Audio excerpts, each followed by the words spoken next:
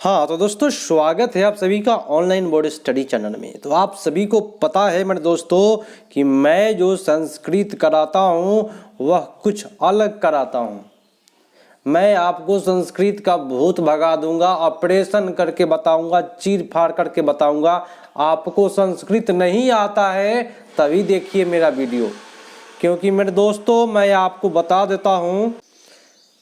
देखिए दोस्तों, मेरे यहाँ जो लोगों को नहीं आता है उनको ज़्यादा समझ में आएगा, क्योंकि भाई मैं कोई संस्कृत का विद्वान नहीं हूँ, लेकिन मैं आपको 20+ नंबर के लिए इतना अच्छा से हेल्प करूँगा कि जीवन में कभी भी आप 20+ नंबर से कम नहीं लाएंगे सीटेट में। चलिए, अब भाई पढ़ने का तरीका कैसे है, आपको पढ़ने नहीं आ रहा है और हम बोल रहे हैं कि मैं आपको सिखा दूंगा कि कैसे पढ़ा जाएगा इसको हिंदी में। तो भाई देखिए, पढ़ने का तरीका, अपने मन से कुछ कुछ वर्डों को देखिए और उसको हिंदी में पढ़िए। कभी भी संस्कृत को संस्कृत में पढ़ेंगे तो आप उत्तर सही नहीं कर पाएंगे, गलत हो जाएगा। तो कुछ कुछ वर्डों का आप लोग मीनिंग लगाइए। जैसे कि लिखा हुआ है, छात्रों को गृह कार्य माने प्रदत्त कार्य, समझिएगा, गृह कार्य या प्रदत्त कार्य या असाइनमेंट कक्षा में पाठ्यक्रम या कार्यक्रम के समाप्ति पर ज्ञान कौशल की अभिवृद्धि अर्जित करने के लिए उसको दिया जा रहा है। तो यह किस प्रकार से वर्णन करता है और इसका पूरा मीनिंग एक बार में समझ जाइए क्या कहा है ये सारे बात। तो बोला है कि छात्रों को किसी दिए गए असाइनमेंट या कक्षा या पाठ्यक्रम को पूरा होने पर ज्ञान कौशल की दृष्टि कौन प्राप्त होने चाहिए, यह कौन सा बयान है। तो मेरे दोस्तों, आपका जो उत्तर होगा वह सबसे बेटर चला जाएगा। देखिए लास्ट में यहाँ पे लिखा हुआ है, समाप्ति पर जो ज्ञान कौशल अर्जित होता है उसको शिक्षण का प्रतिफल कहते हैं, रिजल्ट कहते हैं। ठीक है, इसलिए आपका जो उत्तर जा रहा है ए पर चला जा रहा है। सबसे बेटर उत्तर आपका ए इज द राइट आंसर, क्योंकि ज्ञान की प्राप्ति देख लीजिए, यहाँ पे लिखा हुआ है समाप्त में ज्ञान की जो प्राप्ति होती है उसको जो अर्जित करते हैं वह क्या वर्णन करता है। तो लास्ट में जो भी ज्ञान की प्राप्ति होती है उसको प्रतिफल कहते हैं। हो गया कल्याण। अब भैया अगला प्रश्न, इसको हिंदी में कैसे पढ़ेंगे। लिखा हुआ है कि एक शिक्षिका छात्रों को शिक्षण गतिविधि के माध्यम से मौखिक भाषा, लिखित भाषा का प्रयोग करने का अवसर प्रदान करता है। प्रयोग माने अन्वेषण, माने खोज करने का, अन्वेषण करने का अवसर दे रही है। तो वह केंद्रित होता है, वह किस पर केंद्रित है मेरे दोस्तों। तो सबसे बेटर होता है कि जब भी बच्चा अन्वेषण कर रहा है लिखित माध्यम से, मौखिक माध्यम से, तो वह क्या कर रहा है, कार्य आधारित भाषा शिक्षण कर रहा है। क्या कर रहा है, कार्य आधारित भाषा शिक्षण। आप कहिए सर बाकी क्यों नहीं सही हुआ। तो शब्दकोश के कभी सही नहीं जाता है, पाठ्य पुस्तक मेरे दोस्तों गलत होते हैं। और यहाँ लिखा है क्या, सकल शारीरिक प्रतिक्रिया, यहाँ पे शरीर वाली बात कहाँ से आया, इसलिए गलत हो गया। तो मेरे प्यारे साथियों, उत्तर जो जा रहा है आपका बी पर जा रहा है।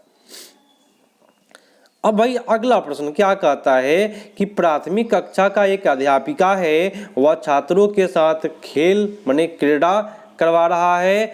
और सुनिएगा ध्यान से, वह क्या करा रहा है, खेल करा रही है। उन खेल में वह उन विद्यार्थियों को चलने, देखिए उन खेल में विद्यार्थियों को चलने, दौड़ने, उठने, बैठने, ठीक है, चलने, दौड़ने, उठने, बैठने और रेंगने का निर्देश देती है। ठीक है, तो अनेक प्रकार से छात्रों को किस प्रकार से आप यहाँ पे निर्देश दे रही है। तो इस प्रकार के छात्रों का जो काम हो रहा है वो क्या हो रहा है, जो होगा आपका सबसे बेटर उत्तर। देखिए कि बच्चा को क्या करने का निर्देश दे रहा है, चलने, दौड़ने, उठने, बैठने, रेंगने का निर्देश दे रहा है। तो छात्रा के मतलब ये क्या जो निर्देश दे रहा है टीचर, वो क्या करने का कोशिश कर रहा है बताए। देखिए सकल संचालन कौशल, तो ये आपका सबसे अच्छा बात है। सूक्ष्म वाली बात नहीं होगा, क्योंकि इसमें चलना भी है, दौड़ना भी है, उठना भी है, बैठना भी है, तो सूक्ष्म होगा ही नहीं। शारीरिक वाला तो आपका सही जाएगा नहीं, क्योंकि केवल शारीरिक नहीं होता है। अब सकल शारीरिक प्रक्रिया शारीरिक यहाँ भी है, इसीलिए ये भी आपका गलत हो गया। तो सबसे बेटर आपका उत्तर जो जा रहा है ए पर चला गया। अब थोड़ा सा प्रेम से करेंगे और इसको आराम से समझना पड़ता है मेरे दोस्तों, तभी आप इस संस्कृत का चीर फाड़ करके आइएगा। अब देखिए कैसे अब अगला प्रश्न को सोल्व करेंगे। छात्रों की पाठ को समझने, देखिए छात्रों के पाठ को अवबोधन माने होता है समझने के लिए, समझने और उसमें जानकारी निकालने और पाठ की व्याख्या करने की क्षमता को, पाठ के पुनर्वाचित एवं व्याख्या करने की क्षमता को क्या कहते हैं? तो मेरे दोस्तों उसको क्या कहते हैं? जो बच्चा व्याख्या कर देता है किसी पाठ का, उसको हम कहते हैं, देखिए बोध वाली बात जो होती है वह काफ़ी हिट होती है, तो पठन बोध कहते हैं। पढ़ पाएगा तब ना वो व्याख्या कर पाएगा, ठीक है। तो सबसे बेटर देखिए अब लगा कि भाई इसका पेडागोजी का जो है ट्रिक जो है ऑपरेशन कैसे किया जाए, तो प्रवाह सही नहीं जाता है, श्रुत लेख भी अच्छा नहीं जाता है, और आपका ये जो वर्ड जो है वह निष्कुटनम ये भी सही नहीं जाता है कभी। तो मेरे दोस्तों सबसे बेटर उत्तर आपका डी पर चला गया। चलिए एक बार आप लोग शेयर बनता है यहाँ पे, सभी कोई मिल करके शेयर कर दीजिए, क्योंकि यहाँ पे चीर फाड़ करके बताया जाएगा कि कौन सा सही जा रहा है आपका। अब बताना है कि एक स्वचालिकता बोले तो मोटर डिसऑर्डर माने कोई एक कमी है गति वाला, है ना, कोई कमी का नाम बताइए जिसमें ध्वनि उत्पादन एवं जिह्वा माने ओष्ठ, ध्वनि और जिह्वा का समन्वय स्थापित होता है। तो इसमें किसमें होता है भाई ध्वनि और जिह्वा का समन्वय? कौन सा मोटर डिसऑर्डर है बताए? तो हो जाएगा डिस्प्रेक्सिया के अंतर्गत जो है वह ध्वनि और जिह्वा का समन्वय करने में कठिनाइयां होता है, डिसऑर्डर, ठीक है। और ये मोटर डिसऑर्डर है। आपका सबसे better C is the right answer. अगला प्रश्न भी कर मजेदार है कि निम्नलिखित में कौन सा वाइगोस्की महोदय के भाषा विकास के सिद्धांत पर आधारित होती है? हो गया भाई, हिंदी में पढ़ दिए, कल्याण हो जाएगा, ठीक है। चलिए तो कौन सा हो जाएगा? वाइगोस्की की बात क्या किया है? वाइगोस्की समाज की बात किया है, और समाज जो बोला गया है वह आपका ऑप्शन नंबर सी में बोला है। पहले भाषा समाज अंतरक्रिया विकसित करता है। मैंने बोला कि जीवन में आप कभी गलती नहीं करेंगे यदि पहले भाषा और बाद में संज्ञानात्मक विचार या समाज कुछ भी दे, वो वाइगोस्की का स्पेशल बना हुआ है। आपका उत्तर जो जा रहा है वह सी पर जा रहा है मेरे दोस्तों, ठीक है। अब भाई आगे हम बढ़ जाते हैं ताकि आपको कोई परेशानी कोई दिक्कत नहीं हो, ठीक है। और कोई भी प्रॉब्लम हो तो बताए भाई। मेरे यहाँ जो लाइव जो क्लास चल रहा है आप सभी को पता होना चाहिए, थोड़ा सा समझे मेरी बात। लाइव क्लास का वह शाम को 7:30 में चलता है, फिर आपको 8:30 में चलता है, फिर आपको मॉर्निंग में 9 बजे चल रहा है लाइव। तो मेरे प्यारे साथियों ये 3 जो लाइव चल रहे हैं, जो ऑनलाइन एग्जाम पेपर जो अभी हाल में हुआ था 2022-23 वाला, वही पेपर मैं करा रहा हूँ। और संस्कृत भी ऑनलाइन एग्जाम वाला ही मैं करा रहा हूँ आज। ये संस्कृत 9 जनवरी 2023 का संस्कृत है। आप लोग एक बार मिला करके देखिएगा, यहाँ पे पूरा अच्छे से कराया जा रहा है ताकि आपका कल्याण हो, 20+ नंबर आए। अब भैया आपका 42 नंबर प्रश्न कहता है कि निम्नलिखित में कौन सा कार्य आधारित भाषा शिक्षण सिद्धांत न होता है? हो गया भाई, हिंदी में पढ़ लिए, ऐसे ही पढ़ के कल्याण कर लेना है अपना। तो कौन सा नहीं होता है भाषा शिक्षण सिद्धांत? तो मेरे प्यारे साथियों, मेरे साथियों ध्यान से समझे। देखिए कभी भी भाषा शिक्षण सिद्धांत जो है उसमें अनुवाद नहीं होता है। अनुवाद कहाँ होता है? तो व्याकरण वाली बात में अनुवाद जाएगा सही।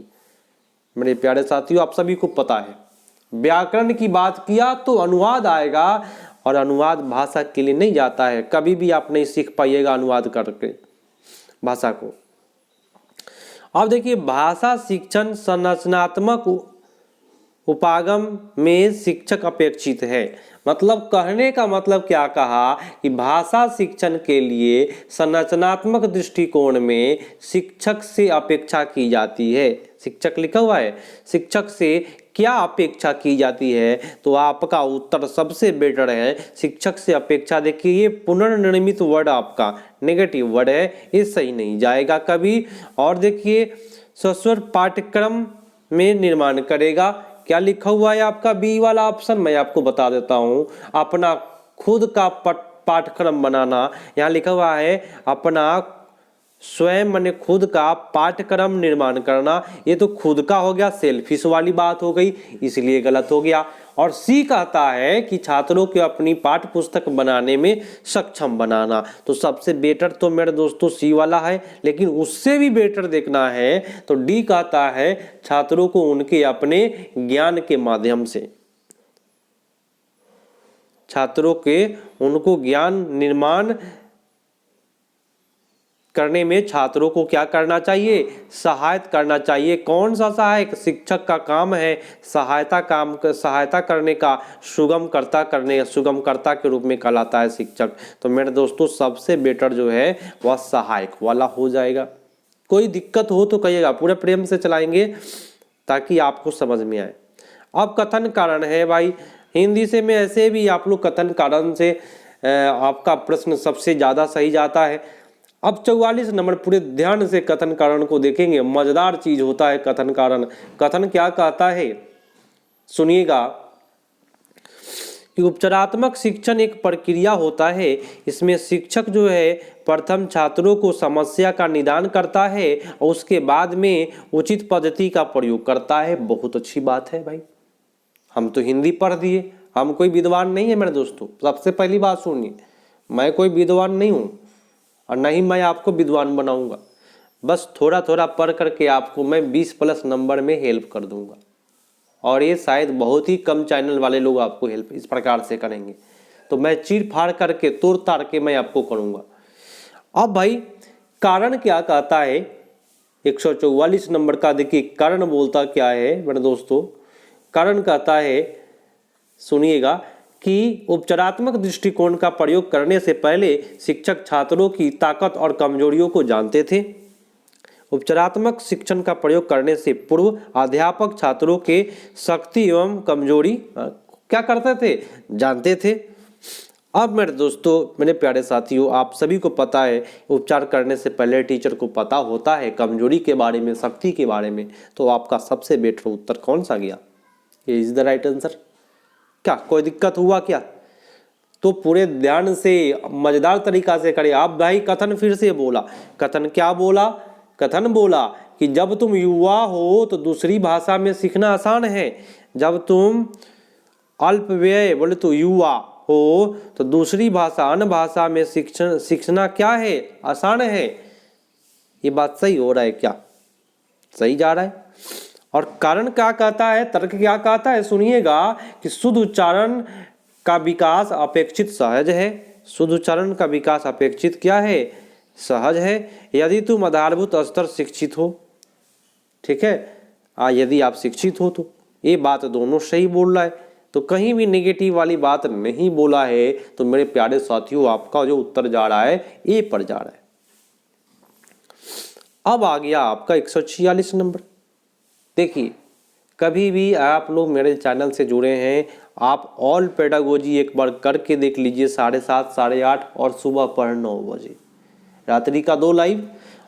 ऑल पेडागोजी एक बार आप करके देखिए, फिर से आप दूसरे चैनल पर कभी भी जाइएगा नहीं, फिर मन नहीं करेगा आपको जाने का, क्योंकि मेरा तरीका कुछ अलग है।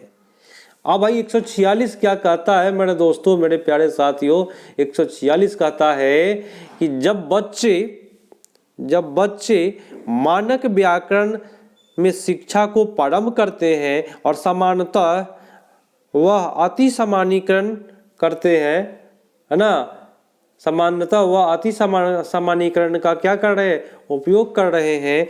तो मेरे दोस्तों यह क्या कारण होता है, तो मैंने दोस्तों आपका सबसे बेटर उत्तर आपका 46 का जो जाएगा, फर्स्ट में तो व्याकरण बोला है, इसलिए हम इसको छूने का काम नहीं करेंगे क्योंकि प्राथमिक स्तर वाला में सही नहीं जाता है। या मानते हैं। अब बी में कहता क्या है, 46 के बी में क्या कहता है, बी में कि उनका मानना है कि समान विषय रचनात्मक नियम एवं सार्वभौमिक रूप से उपयुक्त है। समान विषय रचनात्मक रूप से क्या है, और उपयुक्त है। तो उत्तर इसमें जाएगा कौन सा, तो रचनात्मक वाला। यहाँ पे लिखा हुआ है रचना, लिखा है ना, बीच में छुपा हुआ है, तो रचना वाला सबसे बेटर, क्योंकि सी में आपका फिर से व्याकरण बोला और डी में आपका गलत क्या जा रहा है, आधारभूत अधिनियम शिक्षते। डी में आपका गलत है क्या दोस्तों, अगर देखा जाए डी वाला गलत, तो बच्चे अपने पिता से भाषा की बुनियादी नियम सीखते हैं। यहाँ पे लिखा है पितरी, ये पिता से सीखते हैं, तो ये बात सबसे घटिया बात है। ठीक है, तो जो भी घटिया बात है मैं उसका ऑपरेशन कर दिया हूँ, चीट चाट के बता दिया हूँ, घेर करके बता दिया हूँ, वो कभी सही नहीं जाएगा। अब मैंने दोस्तों 147 क्या कहता है कि एक पाठ वस्तु से जानकारी लेना, सुनिएगा, जानकारी लेना, व्याख्या, जानकारी लेना और अर्थ स्तर से अलग तरीके इसकी व्याख्या करना क्या कहलाता है।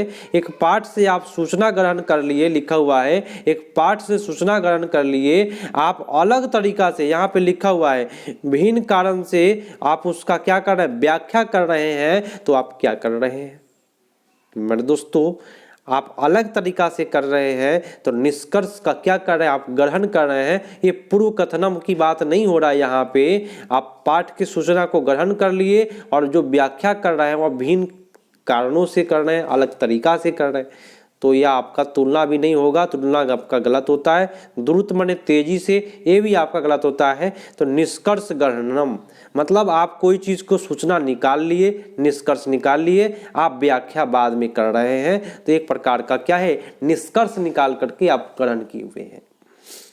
ठीक है, अब मेरे दोस्तों अगला प्रश्न क्या कहता है, पूरे ध्यान से मजेदार तरीका से सीखिए क्योंकि यहाँ पे प्रॉब्लम बहुत ही कम होने वाला है, 20+ आसानी से लाएंगे। अब मेरे प्यारे साथियों, और कहता क्या है कि 5वां क्लास का एक छात्र जो है वह क्या करता है, सुनिएगा ध्यान से। देखिए 5वां क्लास का एक छात्र जो है वह एक छात्र क्या कहता है, एक छात्र कथयति माने एक छात्र कहता है कि मेरा जो मित्र है वह पंजाबी भाषा में क्या करता है, पंजाबी दोस्त है, में बातचीत को समझना मुश्किल नहीं है, कठिन नहीं है उसके लिए, लेकिन वह इसे पढ़ना शर्मसाद है। यह कथन उसके आत्म मूल्यांकन के लिए योग्य बनाता है। तो बताइए कौन सा जाएगा सबसे बेटर। तो यहाँ पे एक वर्ड से आप लोग इसका ट्रिक निकाल सकते हैं, लिखा हुआ है स्व आकलन। तो स्व आकलन को कहते हैं सीखने के रूप में आकलन। बस एक वर्ड आपका जीवन बदल सकता है और मेरे चैनल पर यही सबसे बेटर चीज मिलता है। स्व आकलन कहीं भी रहेगा तो सीखने के रूप में जाएगा। ठीक है, अब भाई 49 क्या कहता है कि भाषा आकलन के लिए कौन सा मापन होता है, भाषा आकलन का माप क्या है। तो मेरे दोस्तों भाषा आकलन का जो माप होता है वह क्या कहलाता है। फर्स्ट में बोला कि प्रत्येक छात्रों को अपनी सहपाठी से तुलना करना, ये आपका गलत हो गया। बी में क्या है, योगात्मक, गलत हो गया। सी में क्या हुआ, उपलब्धि। ऐसे वर्ड जीवन में कभी सही नहीं गए हैं। तो सबसे बेटर 49 का डी है कि छात्रों की भाषा प्रवीणता, नैपुणता माने होता है प्रवीणता, छात्रों की भाषा प्रवीणता सबसे बेटर जाएगा। D is the right answer. और आज का लास्ट प्रश्न है स्टीफन क्रिप्सन महोदय साहब का बोधगम्य निवेश सिद्धांत क्या प्रस्तावित करता है।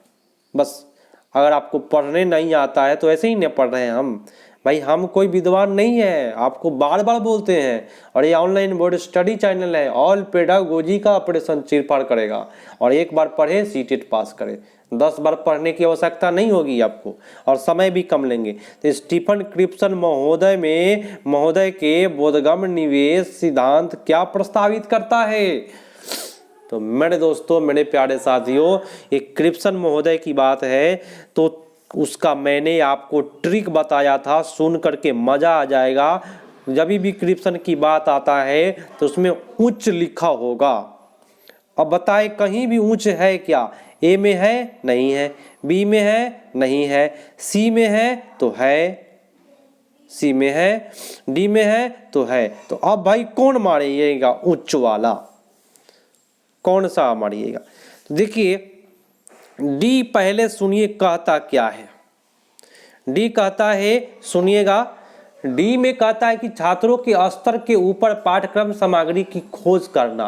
और सी कहता है कि छात्र अपने भाषा स्तर से थोड़ा अधिक, लिखा हुआ है कैचित उच्चेन उच्चारेण उच्च स्तरेण। ये वर्ड आप संस्कृत में लिख लीजिए स्टीफन क्रिप्सन लिख करके, कभी भी गलत नहीं होगा। कैचित माने होता है थोड़ा, थोड़ा उच्च बोला है किस स्टीफन क्रिप्सन साहब। और जो लोग ये थोड़ा बात, थोड़ा के बदले में कहीं कहीं कुछ लिखता है, कुछ उच्च, तो सही जाओगे आप कभी। एक ट्रिक आप लिख लोगे भैया, तो जीवन में कभी भी गलती करने की संभावना नहीं होगी, कभी भी नहीं, आप 100% सही जाओगे। तो मिलते हैं भाई अगले पार्ट में।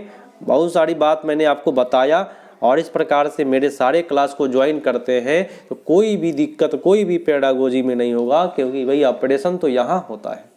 तो भैया मिलते हैं अगले पार्ट में। बहुत सारा बात बताया आपने, आप लोगों ने भी कमेंट करके बताया। तो भैया मिलते हैं अगले पार्ट में, तब तक के लिए धन्यवाद, जय हिंद।